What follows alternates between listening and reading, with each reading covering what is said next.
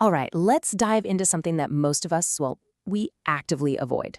But what if I told you that a mountain of research says it could actually make us way happier?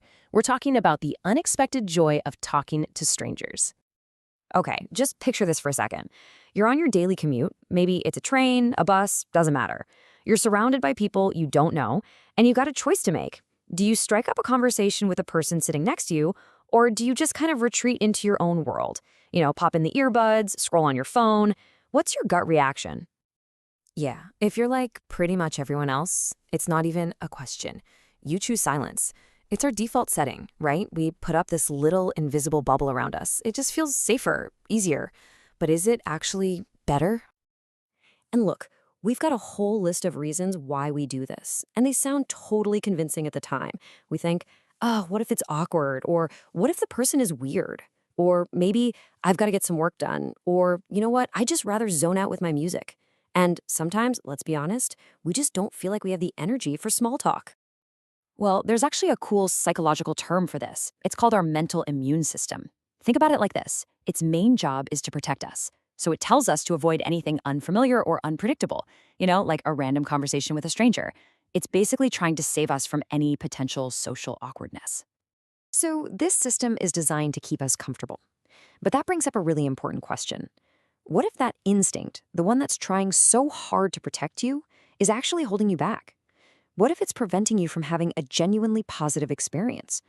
What if it's just wrong?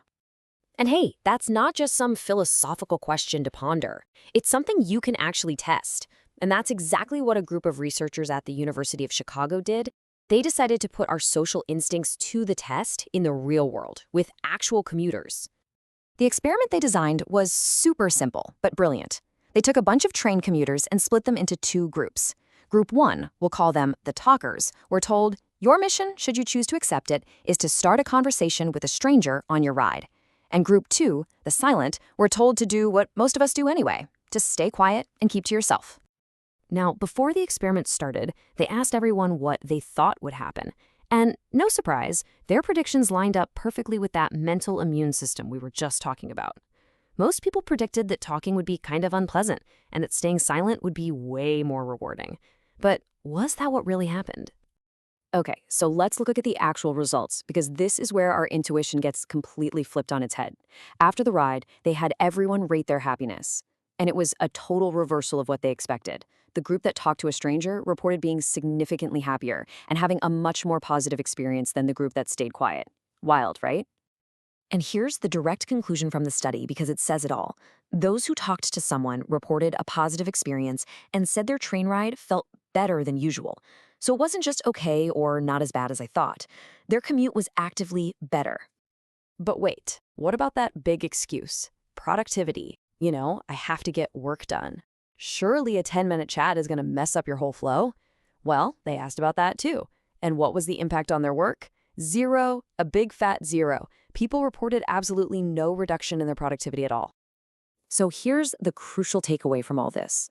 That mental immune system, even though it means well, can be a really bad predictor of what will actually make us happy. It's so worried about avoiding a tiny potential negative, like a second of awkward silence, that it makes us miss out on a guaranteed positive, a real moment of human connection that makes our day better. And of course, this is about so much more than just a train ride. It's really a metaphor for how we can live our lives. Real growth and joy happen when we make a conscious choice to lower those defenses, to welcome new people into our day and to open ourselves up to the fresh ideas and different perspectives that they always bring with them. When you think about it, if we only focus on protecting ourselves by avoiding anything new, our lives don't really grow, they just stay the same. But when we choose to share our world, even for a few minutes with a total stranger, we actually enrich it. So that leaves us with one final thought, a little challenge for you. The real question is, who will you talk to tomorrow?